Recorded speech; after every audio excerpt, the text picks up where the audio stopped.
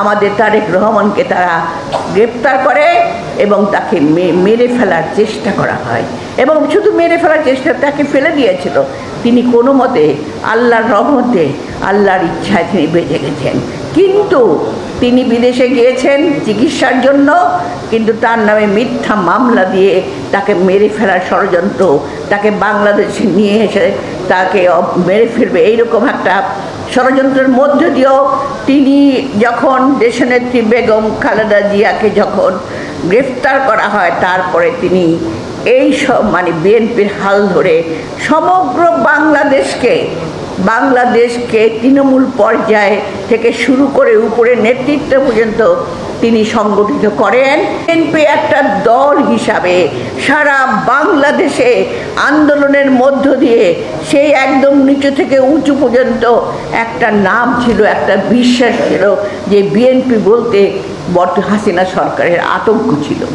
এবং তখন জাতীয় ঐক্য প্রতিষ্ঠা হয়েছিল কারণেই, যখন ছাত্র জনতা অবশেষে যখন তাদের মনের ক্ষোভ তারা বুকের রক্ত দিয়ে, শুধু ছাত্র জনতা বলতে দিন মজুর শ্রমিক এবং আমাদের সন্তানেরা, আমাদের ছাত্ররা তাদের বুকের রক্ত দিয়ে আজকের দিন টেনেছে।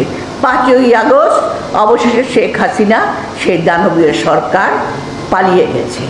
দানবীয় সরকার পালিয়ে গেছে শুধুমাত্র আমাদের সন্তানদের রক্তের বিনিময়ে। তাই আমি আজকে এই দীর্ঘ আন্দোলনের মধ্য দিয়ে ছাত্র জনতা আন্দোলনে যারা শহীদ হয়েছেন তাদের আত্মার প্রতি মাগফিরাত কামনা করি।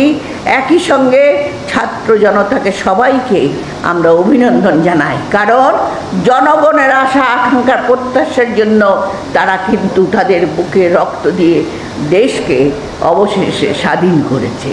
এবং একটা ইন্টারিম গভর্নমেন্ট হয়েছে, যে গভর্নমেন্টের মাধ্যমে আজকে আমরা আশা করছি যে আমরা আমাদের যে দীর্ঘদিনের আশা আকাঙ্ক্ষা, কারণ আপনার কথা বলার কোনো অধিকার ছিল না, আপনার ভোটের অধিকার ছিল না, আপনার মাথা গোঁজার ঠাঁই ছিল না, দ্রব্যমূল্য তারা বিরাট প্রকল্প করে মানি লন্ডারিং করে বিদেশে কোটি কোটি টাকা পাচার করেছে। আপনারা দেখেছেন প্রতিদিন খবরের কাগজে এক একজন মন্ত্রীর নামে, শেখ হাসিনার নামে বিভিন্ন জায়গায় কত কোটি টাকা পাচার করে তারা বিদেশে পাচার করেছে তার হিসাব।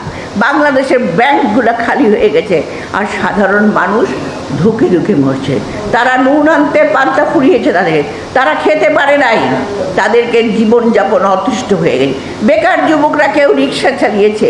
এবং আমাদের বিএনপির যে ছাত্রদল যুবদল যারা ছিল, যারা বিভিন্ন নেতাকর্মী ছিল, তারা কিন্তু এখানে এসে জব ঢাকায় কেউ রিক্সা চালিয়েছে, কেউ রেস্টুরেন্টে কাজ করেছে তাদের জীবনযাপনের জন্য এবং সরকারের ভয়ে।